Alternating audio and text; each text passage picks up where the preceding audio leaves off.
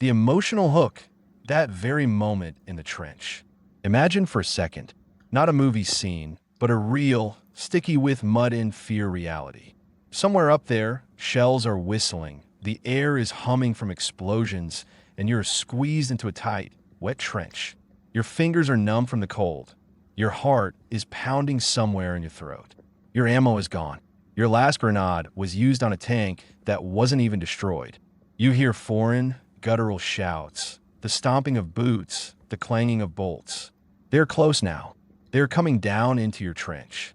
In that moment, the world shrinks to the size of your palm. All technology, smart scopes, satellite comms, digital maps, turns into nothing. Civilization remains somewhere out there, far away. Only you're left, your survival instinct, and it. Your last friend and your last argument. A clumsy piece of steel on a short wooden handle, covered in rust and blood. The small infantry shovel, the MPL-50. You don't recall its technical specifications. You don't think about what kind of steel it's made from. Your hand itself squeezes the rough handle. Your body remembers those movements you practiced 1,000 times during drills until you were sick of them, until they were automatic. This is no longer a tool. It's an extension of your arm. It is your will to live, forged in steel. And when an enemy soldier appears from around a trench corner, you don't shoot. There's nothing to shoot with. You don't scream. It's useless. You make one short, honed movement. And this seemingly simple shovel describes a deadly arc in the air. It spins around its axis, whistling quietly as it cuts through the damp air and crashes into the enemy with such force that he doesn't even have time to understand what happened. Not the roar of a gunshot, but a dull, bony crunch, and then silence. War had once again been reduced to an ancient, almost primal confrontation. And in it, the one with the more reliable and faithful stone axe won. This is how legends were born. This is how the most mass-produced, simplest, and most underestimated item of a soldier's kit became a true, cold weapon of mass destruction. A destruction of enemy morale, a destruction of myths about technical superiority, a destruction of death itself, which retreated before the steel embodiment of human will. The birth of a legend, from Captain Linneman to the trenches of the First World War. To understand the genius of the MPL-50, we must go back in time, not to Soviet times, but even earlier to the distant year 1869. Imagine it, Denmark, a country not particularly known for its military innovations. And then, a Danish captain, a man with the surname Linneman, patents something revolutionary, an entrenching tool. What was it? It wasn't just a shovel. It was the world's first truly well-designed infantry shovel. Captain Linneman, it seems, was not only a military man, but also an engineer and an ergonomist all in one. He looked at the long, inconvenient sapper shovels of his time and understood. A soldier in battle needs something else. Something compact, strong, and versatile. His genius design included several key solutions that would later, like genetic code, pass to the Soviet MPL-50. A square blade, not round, not oval, but precisely square. This reinforced the edges, made them more resistant to impact loads. Such a shovel chopped better, dug compacted soil better, and, as we will learn later, struck a target better. Coaxial layout. The handle and the shovel blade were on the same axis. This might seem like a small thing, but it's what gives that perfect balance, turning the shovel from a tool into a throwing and chopping weapon. Try throwing a regular garden shovel. It will flip in the air due to its shifted center of gravity. Linneman's shovel could be thrown like a spear. Intentional compactness. The captain understood that a soldier had to carry dozens of kilograms of gear. The shovel couldn't get in the way when running, climbing into a trench, or moving through narrow communication passages. It was made small, but not tiny, rather optimal. The Russian Imperial Army, always attentive to advanced experience, purchased a full 60,000 of these Danish shovels. But the true destiny of this tool lay ahead. Its finest hour came in the hellish crucible of the First World War, the first trench war in human history. The war turned from a war of maneuver into a static one. Millions of soldiers on both sides burrowed into the ground. The front lines were giant labyrinths of trenches stretching for hundreds of kilometers. And it was here that the shovel transformed from an auxiliary tool into the second most important item for an infantryman after his rifle. And sometimes the first. It dug trenches. It chopped parapets. It served as a frying pan. You could use it to open a tin can. But when close-quarters combat flared up in the tight, winding trenches, long rifles with bayonets became useless. There was no room to swing them. But a short, handy shovel, perfectly, it could deliver terrible chopping and cutting blows. One precise blow to the head, the neck, the collarbone, and the enemy was permanently disabled. It was in the trenches of the First World War that the combat fame of the small infantry shovel was born. Soldiers appreciated Captain Linnemann's genius through their own brutal experience. But this was only the beginning. The baton was picked up by a new, young, and ambitious country, the Soviet Union. The Soviet phenomenon, MPL-50. Numbers, steel, and soul. Soviet military specialists, analyzing the experience of past wars, approached the issue with their inherent pragmatism and genius for optimization. They took Linnemann's successful design as a basis and perfected it. Thus was born the legendary MPL-50. The index 50 is often misleading. Caliber? Diameter? No, it's the total length of the shovel, 50 centimeters. 50 centimeters of perfect balance between lethality and utility. It was a magic formula that Soviet engineers calculated empirically. A shorter shovel loses striking force and leverage for digging. A longer one becomes inconvenient to carry and loses its properties in close combat. Let's break it down like true weapons experts. Weight, just over 1 kilogram. Imagine 1.5 kilograms of lethal steel hanging from your belt. You don't feel it, it doesn't get in the way, but at the right moment, it's in your hand. Blade, 18 centimeters of carbon steel. But not just any steel. It underwent special heat treatment, hardened to a hardness of 48 to 52 units on the Rockwell C scale, HRC. What does that mean in simple terms? It's harder than most utility knives. This steel is very difficult to dull. It holds an edge excellently. At the same time, it's not brittle. It won't shatter when hitting bone or frozen ground. Sharpening. The edges were sharpened at an angle of 30 to 40 degrees. This isn't a razor sharpness that gets nicked quickly. This is an aggressive, axe-like sharpening designed not for slicing, but for chopping. Such an edge can cut through a finger-thick branch, smash a skull, or chop through a rib. Combat technique. Soviet manuals were ruthlessly practical. A soldier wasn't taught to fence like in the movies. He was taught to kill. Quickly, efficiently, without unnecessary movement. A blow to the collarbone.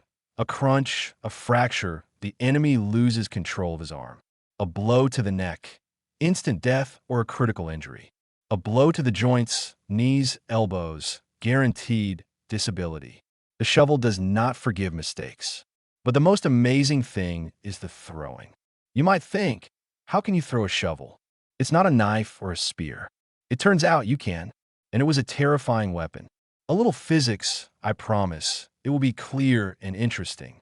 Imagine the shovel weighs 1 kilogram. You throw it from the shoulder at a speed of, say, 15 meters per second. That's the speed of a sprinting runner. Using the kinetic energy formula, E equals mv superscript 2/2, we get about 112 joules of energy. What does that mean? It means that all this energy is concentrated on the sharpest edge of the shovel at the moment of contact with the target. The shovel, spinning in flight, plunges into flesh or wood with a force comparable to a bullet from a small caliber pistol. But a bullet makes a neat hole. The shovel inflicts a lacerated, crushing wound. At a distance of up to 5 to 7 meters, this was a deadly argument. And it was always with you. Ammo can run out, a rifle can jam, but a shovel, never. The economics and technology of production, the genius of mass production. Now let's look at this object from another angle, from the point of view of economics and production. After all, creating a unique prototype is one thing. Setting up the production of millions of units for the world's largest army is a completely different task.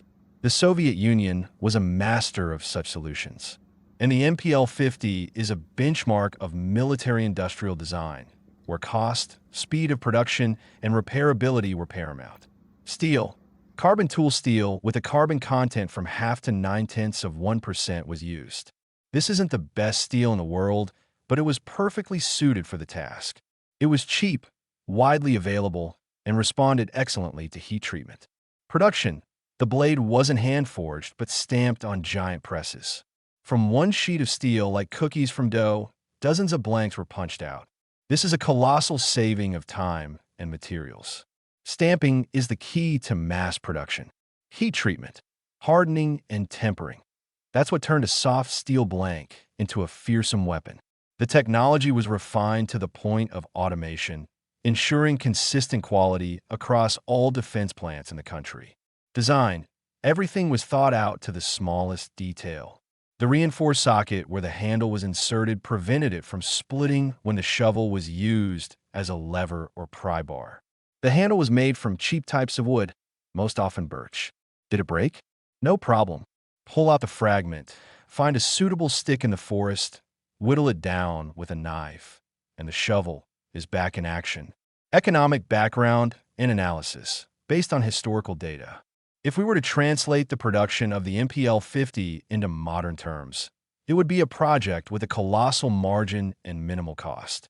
Imagine, one automated press stamps out hundreds of blades per hour. The raw material, sheet steel, costs pennies. Labor costs are minimal.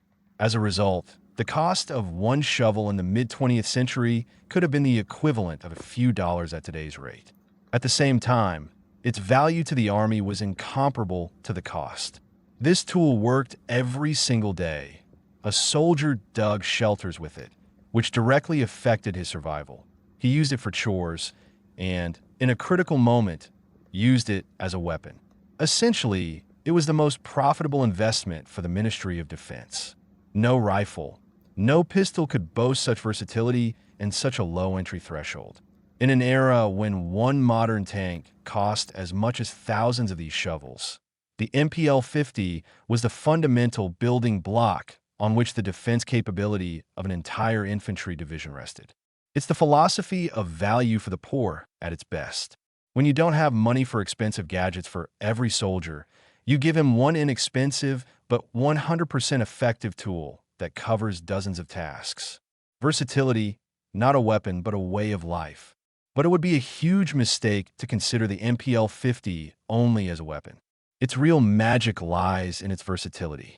It was a soldier's faithful companion in a wide variety of situations. Tool, digging of course, but not only. It was used to chop brushwood for a fire. The backside was used like a hammer to drive tent pegs. It could be used as a hoe, an oar for a small boat, a lever for moving heavy objects. Item of daily life. This is a genuine multi-purpose survival system. Want to fry a caught fish or a piece of meat over a campfire? The shovel is your frying pan. Need to open a tin can? The sharp edge will handle it. It can even be used as an improvised ladle or scoop. Creative approach. Soldiers' ingenuity knew no bounds. In Afghanistan, where the ground was rocky, paratroopers welded long tubular extensions to the shovel, turning it into a pickaxe or a mattock to break through rock. Everyone sharpened their shovel to their own liking. Some kept only the working edge sharp. Others sharpened the side edges as well, turning their tool into a sort of three-bladed shuriken. The shovel became a personal item, almost a part of the soldier's identity. In Soviet initial military training, NVP textbooks, for example, in the edition from 1985, entire sections were devoted to the techniques of fighting with the small infantry shovel. It included bayonet thrusts, defense from the right, and defense from the left. It was studied alongside bayonet fighting.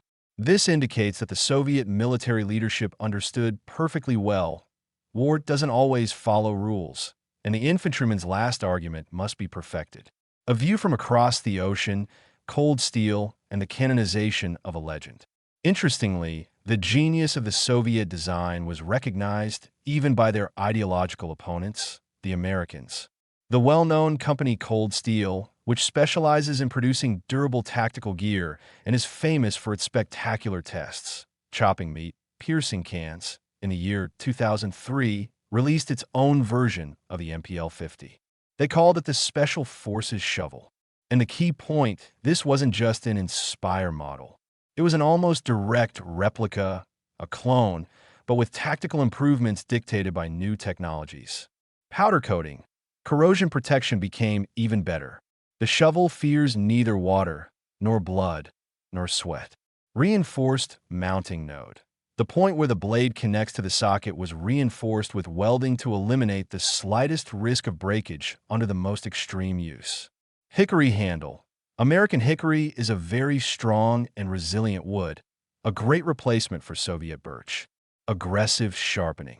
And this is the main difference. Cold Steel sharpened their shovel on 3 sides. Not only the working edge, but also both side edges. Effectively, they officially turned the tool into a triple blade, a lethal, star-shaped cleaver. Their tests became YouTube legends. The Cold Steel shovel chops through thick branches like a samurai sword. It easily pierces straight through steel cans and car doors. Thus, the American company, perhaps without even wanting to, erected a monument to the Soviet engineers. They took a 70-year-old design, slightly upgraded it with modern materials, and got a product that is still considered one of the best in its class today. Is that not the best proof of the genius of the original project? The philosophy of minimalism. Why the MPL-50 is still relevant today. In our age of hyper-technology, when soldiers are equipped with night vision scopes, portable drones, and digital communication systems, it seems the shovel's place is in a museum. But that is a dangerous delusion.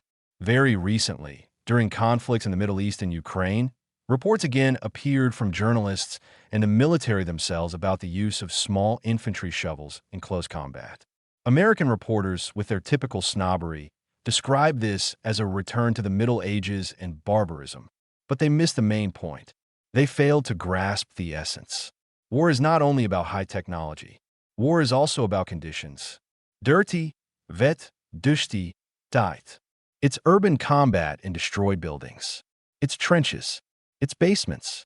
It's those places where technology fails, electronics are jammed, and ammo runs out at an alarming rate. And that's when the moment of truth arrives. At that moment, an expensive tactical knife with a ceramic blade and a nameless opening system has no advantage over the good old MPL-50. Because the shovel doesn't require ammunition, it cannot be unloaded, is not afraid of dirt and water. It doesn't need cleaning and lubricating in the field. It cannot jam. There's simply nothing in it to jam. It will never fail. It's just a piece of reliable steel on a stick. The MPL-50 is a philosophy of minimalism. It's a reminder that even the most advanced war, ultimately boils down to the soldier, the ground beneath his feet, and his will to win. It is the weapon of last resort, the weapon that doesn't let you surrender. It symbolizes the readiness to fight to the end. Even when all seems lost, when you have a shovel in your hands, you are not just unarmed. You are armed with humanity's most ancient weapon, perfected by engineering genius. You are armed with will. And will, as we know, breaks any technology. Friends, that concludes our story about the world's most underestimated weapon. I hope it made you think about how the simple and the genius often proves more reliable than the most complex. This story is just one of many. Our channel holds more investigations, legends, and shocking facts from the world of history, technology, and weaponry. If you found this interesting, if you learned something new, do the following. Subscribe to the channel. This way you won't miss our new releases, which we prepare for you with the same care. Write a comment. Your opinion is priceless. What do you think about the MPL-50? Would you buy one for camping? Do you still consider it relevant? Let's chat. Like and share this story with your friends. Let them also learn about how an ordinary shovel became a cold weapon of mass destruction. Thank you for staying with us until the very end. Stay tuned.